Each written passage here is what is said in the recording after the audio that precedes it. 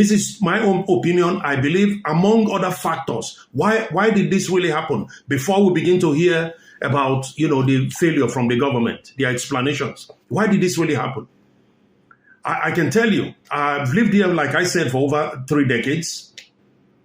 And I follow the political space very closely.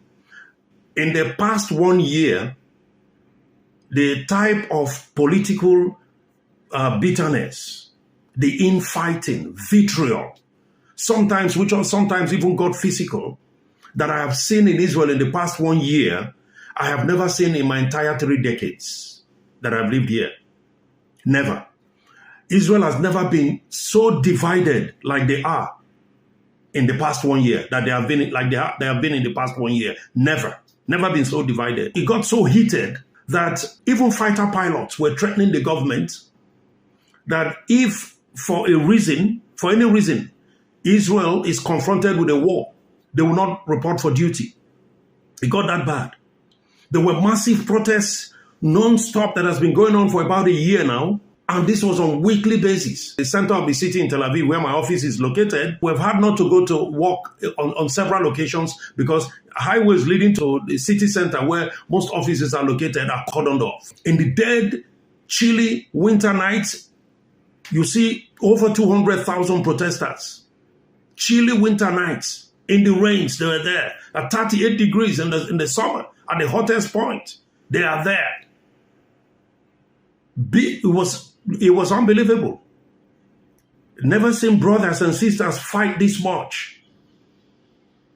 This lasted for over a year. All this because of a proposed judicial reform by the Netanyahu government. Judicial reform perceived by a huge chunk of the society, of the Israeli citizenry, perceived to be a judicial coup.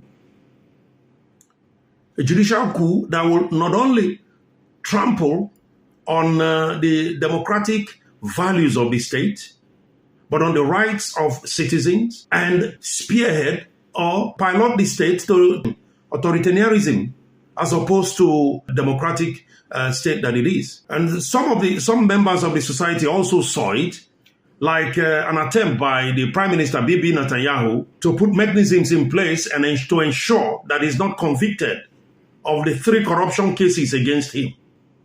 So it was all about the state unyielding in its position and then the citizens unyielding in their position. If you ask me, this and among other factors was one of the reasons why Israel took their eyes off the ball, and to which they are paying very dearly. This is practically the reason. The vitriol was unprecedented. So while they were busy fighting themselves, Hamas was busy training and equipping themselves. That was why the attack was ferocious, it was swift, while nobody was watching. In addition to this, Israel was on holidays. We were actually on holidays, the Sukkot holidays, the last leg of the Sukkot holidays. And the atmosphere was very relaxed. It was obvious that many Israelis, because it was a 1-week break, many Israelis were not in the country. I believe many top people in the security architecture traveled as well with their families for the Sukkot holidays. So I have been doing my own critical thinking and analysis. And that's why I think it took hours, in some areas 9 hours before military could get there. And that's why they had a fantastic ride. That's why Hamas was able to inflict so much destruction and took lots of lives before, help could arrive. So these were the little, not excusing anybody, but knowing that what happened to Israel was unprecedented and will not happen again. I believe this with my own idea of what I think, led to this catastrophe. Because I have friends who've been asking, how come Israel, a whole Israel? Yes, you're right. We all share that sentiment. I had my training here in Homeland Security, and I can tell you categorically that yes, I was more dumbfounded than you guys are, than all those who have called to ask what really happened. So these and other reasons we will learn subsequently was why Israel was palmed on that particular 7th October 2023. I believe that we shall overcome these two, like all the other threats they faced like all the other wars they've had, will also pass. These too shall pass. So that's where we are. But in conclusion, I would like to make an appeal to the Israelis and to the Palestinians. As a father of 4 children here in Israel, 2 of my sons successfully completed their, compulsory military service. And my daughter will start in about a month, hopefully, if this war is over. I plead with the Israelis and the Palestinians to look for a permanent solution to this issue. A permanent solution. Remember, I think it was, listen, the war heroes on both sides. We could remember Ariel Sharon, Yitzhak Rabin, elder statesmen like Shimon Peres, Yasser Arafat on the other side. These people came together, in Oslo, 1991, to say, listen, I remember the famous quote from Yitzhak Rabin, no more wars, no more bloodshed. Enough is enough. They came together.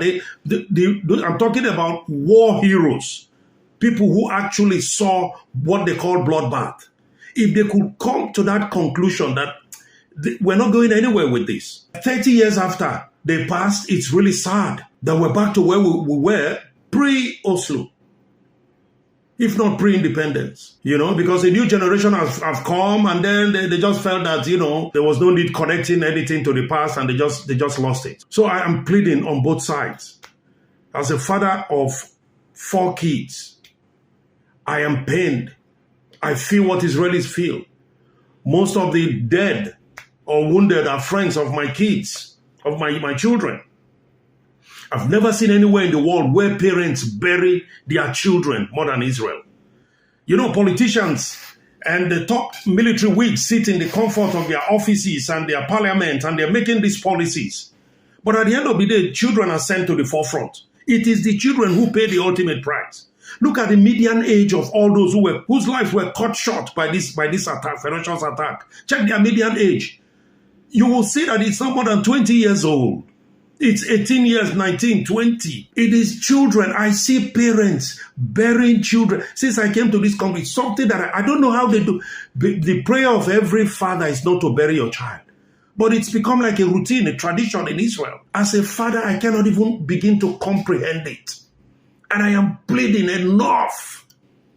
Enough. How many years do we have to live on this earth? There must be a way out of this situation. Enough. Let us stop burying our children, Israel. Let us stop burying our children. In the end of the day, they are in the front of combat. They are in the forefront of combat. And at the end of the day, it is they, in their lives. We, the elderly ones. Why do we have to live when we're burying children? So it is my plea that we find a way out. No justification for violence. Please. I don't want to bury any of my children. And so I plead with Israel. When this is all over, let us come to the table and put an end to this Palestinian problem. If you don't take anything away from this message today, please take this, my last plea. I'm also going to ask everybody to rally around Israel. Israel needs your support. We need your prayers. The state of Israel and the people of Israel has never been in, such dire need. So whatever you can do, if it is prayers, if it is sharing this message so that people can understand the calamity that befell this state, no state will have to condone or accept the savagery that these people went through on Saturday. I thank you, and I pray with you that this will be over very soon. God bless you. God bless the state of Israel.